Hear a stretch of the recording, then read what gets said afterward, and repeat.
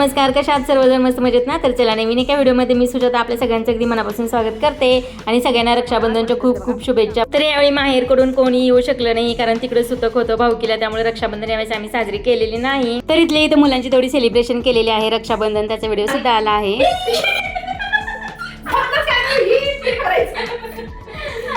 मग अशी ना त्याच्यात आळी निघाली काय, आळी निघाला असं फिरणार आम्ही दोघे इतकं घाबरलो की गावाची शेपूची भाजी आहे, तर आळी त्याला लपवून ठेवल्या आणि कोण कोणी आमच्या काय भेटलं सांग काय सापाला घाबरणार नाही, पण आळीला घाबरणार आम्ही.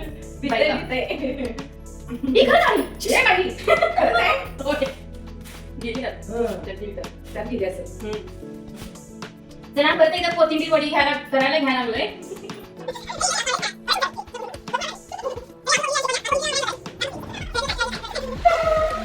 तर इकडे आपण बाजारातून शेपूची भाजी आणतो, त्याच्यामध्ये आळ्या वगैरे काही नसतात आणि इकडे गावाकडून शेतातली डायरेक्ट भाजी घेऊन येतात ना, तर त्याच्यामुळे एवढ्या असे टुकू टुकू टुकू करणाऱ्या आळ्या असायच्या. तर बघितलं इतकी भीती वाटायची आणि याच्यावर बघा सगळे घरभर भाजी करून टाकले आणि म्हणजे अशी आळी दिसते ना तशी ती टुक टुक टुक टुक चालते ना, ते बघितलं की खूपच भीती वाटते. आणि माझीकडे चाललेलं कोथिंबीर वड्या करायच्या म्हणून कोथिंबीर निवडायचं चाललेलं आणि अर्चनाच्या इकडे ना तर ती शेपूची भाजी निवडत होती. आणि लग्नाच्या अगोदर सुद्धा आमचं नवीन नवीन लग्न झालं तरी शेपूची भाजी दिली आणि तसल्या त्या आळ्या होत्या आणि त्या बघितलं की सगळ्या हॉलभर भाजी करून टाकलेली. तसंच आज आम्हाला तेव्हाचे दिवस आठवले. बघ ती कशी टुकटुक टुकटुक करते, आळी चालते. तर ती अर्चनाने पटकन अशा हातात पकडले आणि दिले फेकून. बघा साईडला. मी तर आळीला खूप घाबरते आणि आमच्यासारखं असं आळीला घाबरणार कोण कोण आहे नक्कीच सांगा. घरभर पसारा, एका आळीनं आम्हाला घरभर पसारा केला. लग्न झालं असं झालं, गावाकडून भाजी दिली तर आळ्या अशी हॉलभर भाजी करून टाकली. ती शेताची ताजी ताजी भाजी असते, पण त्याच्यावर त्या आळ्या असतात. जास्त औषध फवारणी नसते ना, आणि आता बाजारात भरपूर औषध फवारणीच्या भाज्या असतात, त्यामुळे आळ्या तर बघायलाच भेटत नाहीत. पण ही आळ्यांची भाजी होती बाई, खूप घाबरलो आम्ही. आणि इथं सगळी कोथिंबीर पण गेल्या वेळेस केली तर भाऊजींना वाटलं की कमीच झाला. मग यावेळेस गावाकडनं पण आणलेली कोथिंबीर होती, बाजारातनं पण आणलेली होती, तर तीच म्हणलं स्वच्छ चिरून वगैरे घेतली, धुवून घेतली. त्याच्यानंतर ना थोडंसं बेसन पीठ घातलं, थोडंसं ज्वारीचं पीठ घातलं, हळद घातली, लाल तिखट घातलं, ओवा घातला चुरून, थोडंसं मीठ घातलं आणि थोडंसं तीळ घातलं. तीळ मला भरपूर आवडतं. आणि थोडासा सोडासुद्धा घालून घ्यायचा याच्यामध्ये. आणि मिरची वगैरे खरडा केलेलाच होता, ताजाच खरडा होता. म्हटलं त्या यावेळेस आहे ना तर तो खरडाच घालूया, मी तो खरडा इथे घातलेला आहे. आणि पाठीमागच्या वेळेस पण कोथिंबीर वडी केली होती, मग ह्यावेळेस पण आता कमी झालती ना, मग ह्यावेळेस जरा भरपूर होती. म्हटलं चला आता कोथिंबीर आहे तर वडी करून घेऊया. पाणी काही जास्त लागत नाही, अर्ध फुलपात्राचं जिथं पाणी लागलेलं असेल तर तेवढंच घेऊन छान असं गोळा तयार करून घेतला. आणि हे काही वाफे स्टीमरचं भांडं आहे ना, तर त्या दोन्हीला तेल लावून घेतलं अगोदर. आणि ह्यावेळेस थापून चौकोनी करतात ना, तर तशी करूया म्हटलं, कारण गेल्या वेळेस तर रोल करून केलं होतं म्हणजे ह्यावेळेस जरा काहीतरी वेगळी होते, त्याच्यामुळं ह्यावेळेस असं ह्याच्यामध्ये तेल लावून असं थापून घेतलेलं आहे. तर अर्चना म्हणत होती थापून म्हणजे अशा करायच्या असतात वय, मला वाटलं काही थोड्याशा वेगळ्याच असतात असं तिचं म्हणणं होतं. मग मी तिला सांगत होते की तुला व्हिडिओ बघताना सगळं काही कळत असेल, असं आमचं थोडंसं अशी मजाक चाललं होतं. तर थोडंसं तेल लावून घेतलेलं आणि छोटे छोटे गोळे घेऊन असे थापून करायचे, खूप छान होतात हे पण. आणि थोडंसं पाण्याचा हात घेऊन या, तर दोन्ही प्लेटा अशा भरलेल्या आहेत. थोडंसं शिल्लक राहिलं होतं आणि वरूनही थोडंसं तीळ टाकून घ्यायचं. तीळ जास्त दिसायला छान दिसते ना, खूप म्हणजे भारी वाटतं, बघायला पण भारी वाटतं आणि टेस्टला पण भारी होतं. त्यामुळे थोडंसं तीळ सुद्धा त्याच्यावरती टाकून दिलेलं आहे. नाही हलतंय पाणी, तर ह्याचं सपाट बुडाचं ही सपाट बुड नाहीये, थोडंसं प्रेस करायचं म्हणजे सपाट बुड होते, त्यामुळे हलतंय भांडं. सपाट बुड एकदम लागतं त्याला, त्यामुळे अशी भांडी ठेवली की थरथर कापतं. थोडंसं चेपवायचं आणि हे करायचं. आता इथं तू वजन ठेवली की नाही हे करणार ते. तर आता बऱ्याच जणांच्या कमेंट असतात की या शेगडीवरती सपाट बुडाची पातेलं आपली घरची चालतील का, पण आता हे घरचंच आहे बघा. तर थोडंसं जरी बूट सपाट नसलं ना तर ते थरथर कापतं, म्हणजे भिवून जायचं नाही. शेगडीवरती जर ठेवलं आणि ते असं थरथर कापायला लागलं ना, तर घरच्या घरी आहे ना थोडंसं हे घ्यायचं, नॅपकिन घ्यायचं, त्याच्यावरती थोडंसं मारतुलनी किंवा कशाने तर प्रेस करून ते भांडे सपाट करून घ्यायचं आणि त्याच्यावरती मग हे करू शकता तुम्ही, शिजवू शकता. मग ते थरथर कापत नाही. पण नवीन भांडी वगैरे असली ना तर थोडंसं अगदी प्लेन लागतं, त्याच्यामुळे ह्याच्यावरची जी काही भांडी असतात ना ती आपल्याला घ्यावीच लागतात. आणि नवीन भांड्याचं सुद्धा थोडंसं जरी सपाट बूट नसलं ना तरीसुद्धा असं होतं, त्यामुळे घाबरून जायचं नाही. मग ते आता भरपूर होत्या वड्या, म्हटलं आता ह्याच्यावर करण्यापेक्षा ते गॅस पण आमचं संपेना झाला. आता बरेच दिवस झाला तर पाईपचा गॅस आला आहे ना, आणि अर्धा राहिलेला, त्यामुळे हा जोडून ठेवला आहे आणि तो पण काही संपायचं नाव घेणं. आणि ह्याच्या अगोदर लावला म्हटलं की संपायचं, लावला म्हटलं की संपायचा. पण आता ते इतके दिवस अर्धा सिलेंडर आहे ना, तर तो सुद्धा संपेना झाला आहे. म्हणून त्याच्यावरती थोडंसं आता हे शिजू दे म्हटलं, कारण डबल घातलेलं आहे, थोडंसं वेळ लागेल म्हणून तिकडे ठेवलेलं आहे. आणि इथं माझ्याकडे पातेलं पण एक होतं ना सपाटबुडाचं, ते ठेवलं, त्याच्यात पाणी ठेवलं, प्लेट ठेवली आणि त्याच्यावरती हे काही रोल करून होते ना तर ते ठेवले, ते सुद्धा चांगले बेक झालेले आहेत. आणि त्याच्यावरती झाकायला असं काहीतरी मोठं पाहिजे होतं ना, म्हणून त्याच्यावरती दुसरं एक पातेलं ठेवलं. तर असं काहीतरी जुगाड करून काहीतरी करून ह्या सुद्धा वड्या शिजवून घेतल्या आणि त्यासुद्धा शिजवून घेतलेल्या आणि वापरायला सोपी आहे एकदम वर. तर आता ही इलेक्ट्रिक शेगडी आहे ना, तर असं आपलं मिक्सरचं वगैरे स्विच असतं 3 पिनचं, तिथं घालून पिन लावून ठेवायचं, वरून चालू बंद व्यवस्थित करून घ्यायचं. तर एका साईडला ठेवून दिले तरी चालतं. बऱ्यापैकी सगळा स्वयंपाक होतोय, सगळं शिजून व्यवस्थित झालंय. आणि ह्याच्यातला कलर किती छान आलाय बघा. आणि हे दोन जे काही थापून केलते ना तर थोडासा त्याचा कलर मिक्स झालाय. आणि दुपारी पण एका कार्यक्रमाला जायचं होतं ना, मग तिकडं जाऊन आलो आणि त्याच्यानंतर मग इथे संध्याकाळी आहे ना तर त्या आता हे करायला घेतलेल्या आहेत वड्या. आता म्हटलं तळून शेगडी आहेच म्हटल्यानंतर आता कशाला ठेवून द्यायची, म्हटलं आता त्याच्यावरतीच सगळ्या वड्या आहेत ना तळून घेऊया. आणि भरपूर सुद्धा होत्या, मग एवढं तळायला गॅस सुद्धा भरपूर लागला असताना, म्हणून मग इकडं वड्या कट करेपर्यंत शेगडी सुद्धा गरम करून घेतली, कढई ठेवलं, तेल ठेवलं. इकडे या सगळ्या वड्या कट करेपर्यंत आपलं तेल सुद्धा गरम होतं, त्यामुळे अगोदर तेल ठेवून दिलेले. कारण शेगडी वापरायच्या अगोदर ना एक 3-4 मिनिटं चांगला तवा आहे तो वरचा गरम करून घ्यायचा आणि मग त्याच्यावरती भांडं ठेवायचं, मग त्याच्यावरती तेल वगैरे घालायचं. आणि फोन तरी भरपूर आहेत, कंटिन्यू फोन सोबतच घेऊन बसावं लागतं. काय काम करायचं म्हणलं की कंटिन्यू फोन येतच राहतात तुमचे, आणि कशी ऑर्डर करायची, काय करायचं, भरपूर प्रश्न असतात.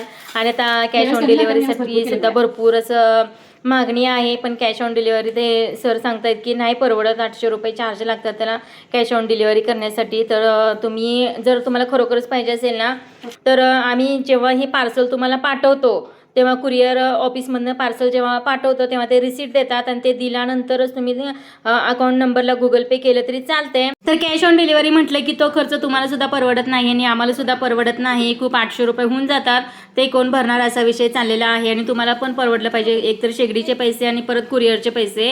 जर तसं करायचं नसेल तर आमच्याकडून जर तुम्हाला रिसीट भेटलं कुरिअरचं तर त्याच्यावरतीच गुगल पे करा, तुम्हाला तुमचं पार्सल मिळून जाईल. काही फ्रॉड वगैरे काही सुद्धा नाही. खरोखर पाहिजे असेल त्यांनी मेसेज करा किंवा फोन करा. तर बरेच जणांचं असं आहे की कॅश ऑन डिलिव्हरी द्या, कॅश ऑन डिलिव्हरी द्या, पण हे परवडत नाही. आणि असा विश्वास ठेवा की गुगल पे केल्यानंतर तुमचे पैसे घेऊन आम्ही काही बसणार नाही, ते तुमचं पार्सल तुम्हाला मिळणारच आहे. त्यामुळे विश्वास ठेवून तुम्हाला जर पाहिजे असेलच तर बुक करा. जास्तीत जास्त कमी खर्चामध्ये तुम्हाला हे प्रोडक्ट आहे ना, ही शेगडी तुमच्यापर्यंत देण्याचा आम्ही प्रयत्न करतोय. किंवा कुरिअर असेल किंवा तुम्ही एखाद्या ट्रॅव्हल्सनी किंवा कशानी, ते इथून आम्ही तुम्हाला पार्सल तिथं पोहोचवायला तयार आहे. तुम्हाला फक्त त्या ऑफिसला येऊन घेऊन जावं लागेल, ही पण व्यवस्था केलेली आहे, सरांनी सांगितलेलं आहे. जास्तीत जास्त कमी खर्चामध्ये कसं तुमच्यापर्यंत पोहोचतंय हा विचार आमचा आहे. तर बघा, तुम्हाला आवडत असेल तर नक्कीच बुक करा. आणि वापरायला पण सोपी आहे. आता मी वापरते ते बघता पण तुम्ही. आता एवढ्या सगळ्या वड्या सुद्धा मी या शेगडीवरतीच तळून घेणार आहे. आणि बऱ्याच जणांच्या अशा कमेंट सुद्धा आहेत की बाबा लाईट बिल किती येतं, काय येतं. तर 2.5 तासासाठी फक्त 1 युनिट जळतं. पण हे बघा, असं फोन घेऊन बसावं लागतं सोबत. हा बोला की नाही, कुठे बोलतो तुम्ही? कुठे बारामती? हा हा येता महिना तुम्हाला इथूनच कुरिअर करावं लागेल. हा चालेल. होय घेतली आहे, कालच एक ऑर्डर केली आहे, काल घेतली आहे. काल मी नाही, बारामतीची मी नाही घेतली, इथं आम्ही मिरजेमध्ये जाऊन जोडून आलो काल. पण बाहेरच्या कुरिअरचे ऑर्डर आहेत ना त्याच्याला चार्जेस जास्त पडायला लागले, वेट जास्त आहे त्याच्यामुळे. हा कुरिअर चार्जेस जास्त व्हायला लागले. तर आता इथे बघू शकता, अगदी बारामतीवरून बीड, जालना, अहिल्यानगर, नंतर संभाजीनगर, इकडून लांब लांबनं भरपूर फोन असे आहेत. आता जी काही जवळची आसपासची गावं आहेत त्यांना कुरिअर चार्ज काय लागणार नाही, ते डायरेक्ट इथं घरी येऊन सुद्धा या शेगड्या घेऊन जाऊ शकतात. घरी सुद्धा ठेवलेल्या आहेत. आणि ऑफिसला कसं सकाळी गाड्या त्यांच्या निघाल्या की ऑफिसमध्ये कोण नसतं, आणि जर का तुमच्याशी ऑर्डर असेल तर तुमच्यापर्यंत ते गाडी येऊन, कंपनीची जी काही गाडी येऊन ना शेगडी जोडून तुम्हाला पूर्ण डेमो दाखवून मगच ते तुमच्याकडून पैसे घेतात. आणि अशी ही डिलिव्हरी चार्जेस म्हणजे ते कमी लागणारच नाही आहेत त्यांना.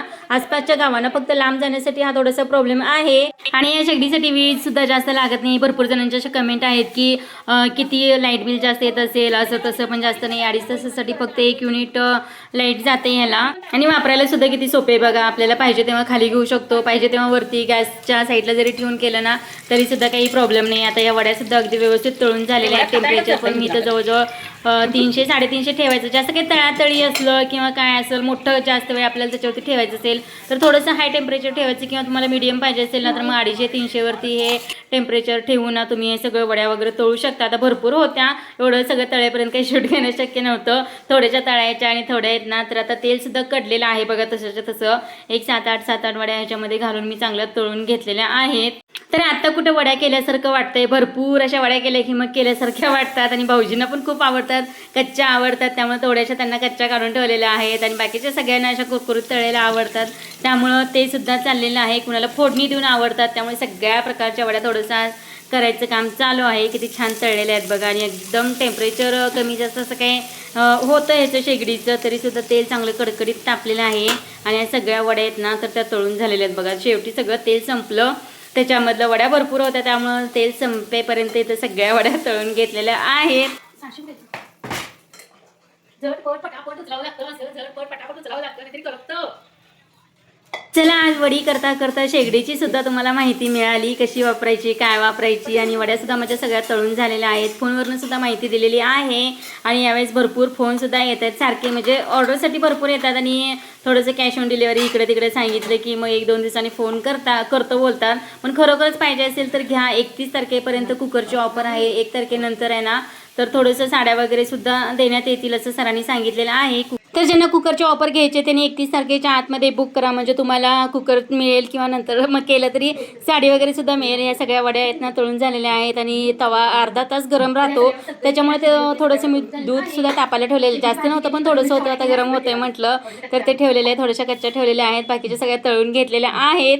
आता त्या परत आणि ह्याच्यामध्ये ठेवते, जाळीमध्ये ठेवून देते. तर अशा प्रकारे ह्या सगळ्या वड्या झालेल्या आहेत, भरपूर सुद्धा झालेल्या आहेत. आणि शेगडीची पण बऱ्यापैकी सगळी माहिती दिलेली आहे. वापरायला एकदम सोपी आहे. झालं म्हटलं की साईडची बॉडी गरम होते आणि ती आपण उचलून वरती साईडला ठेवून द्यायची, कारण लहान मुलं वगैरे असली की घरात मग त्याला पकडतात वगैरे. अगदी केबल वगैरे अगदी साईडला व्यवस्थित लावून द्यायची, कारण त्याच्यावरती तव्यावरती पडायला नको. ही काळजी आपण घ्यायची. आणि आपण जेवढी काळजी घेईल ना, तर तेवढं ती वस्तू चांगली राहते. तर हा होता आजचा व्हिडिओ. तुम्हाला कसा वाटला नक्कीच कमेंटमध्ये सांगा. आणि अजून काही माहिती असेल ना, तर ती सुद्धा मला विचारा, मी तो नक्कीच देण्याचा प्रयत्न करेल. आणि खरोखरच ज्यांना पाहिजे त्यांनी बुक करा. तर चला, भेटूया नेक्स्ट व्हिडिओमध्ये. तोपर्यंत bye bye. Thank you for watching.